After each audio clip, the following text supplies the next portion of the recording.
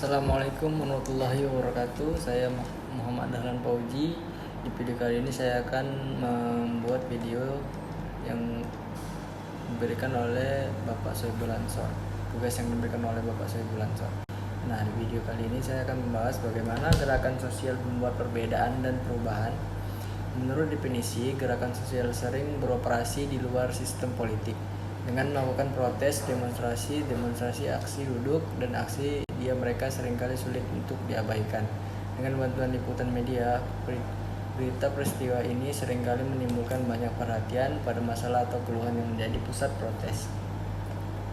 Seperti disebutkan sebelumnya, ada banyak contoh perubahan besar yang dibawa oleh gerakan sosial sepanjang sejarah. Nah, gerakan hak pilih perempuan setelah Perang Saudara akhirnya memenangkan hak perempuan untuk memilih dengan ke-19 pada tahun 1920, gerakan buruh pada akhir abad ke-19 dan awal abad ke-20 menetapkan upah minimum 40 jam kerja seminggu dan hak untuk menyerang. Nah, gerakan kontemporer lainnya adalah gerakan lingkungan yang telah membantu memenangkan undang-undang dan kebijakan lain yang telah mengurangi polusi udara. Nah, dalam garis penyelidikan lain, para ahli gerakan tidak setuju apakah gerakan lebih berasal jika organisasi mereka birokratis dan terpusat atau jika mereka menetapkan terdesentralisasi dan dengan demikian lebih mungkin untuk terlibat dalam protes. Nah, gerakan sosial dapat mempengaruhi nilai dan kepercayaan dan mereka dapat mempengaruhi praktik budaya seperti musik, sastra dan bahkan mode pergerakan. Mungkin juga memiliki konsekuensi biografis. Beberapa peneliti menemukan bahwa orang-orang mengambil mempengaruhi praktik budaya seperti musik, sastra dan bahkan mode pergerakan. Mungkin juga memiliki konsekuensi biografis. Beberapa peneliti menemukan bahwa orang-orang mengambil. Nah, agar gerakan sosial berhasil, mereka umumnya harus menarik banyak peserta rekrutmen oleh seorang di jaring sosial seperti gerakan sosial. 4 tahap utama dalam siklus hidup gerakan sosial meliputi kemunculan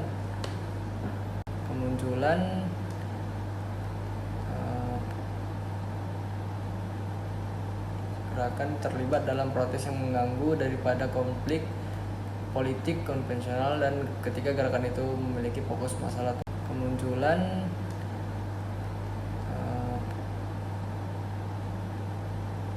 gerakan terlibat dalam protes yang mengganggu daripada konflik politik konvensional dan ketika gerakan itu memiliki fokus masalah kemunculan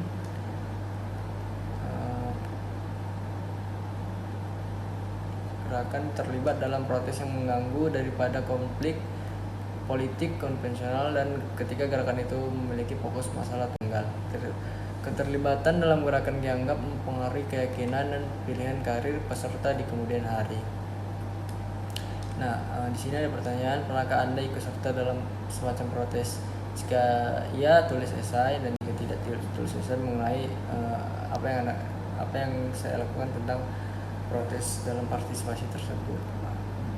Kebetulan saya tidak pernah melakukan protes. Jika tidak, tulis esai mengenai apa yang saya lakukan tentang protes dalam partisipasi tersebut. Kebetulan saya tidak pernah melakukan protes. Untuk di kemudian hari, apakah saya akan suatu hari nanti akan melakukannya atau tidak, ya, itu tergantung situasi yang terjadi di Indonesia ini. Kalau misalnya Indonesia dalam butuh bantuan anak-anak muda, getirnya masalah di Indonesia, saya akan melakukan protes sesuai Undang-Undang Dasar 1945. Sekian video saya. Dalam butuh bantuan anak-anak muda, getirnya masalah di Indonesia, saya akan melakukan protes sesuai Undang-Undang Dasar 1945. Sekian video saya. Wabillahi taufiq wal hidayah. Wassalamualaikum warahmatullahi wabarakatuh.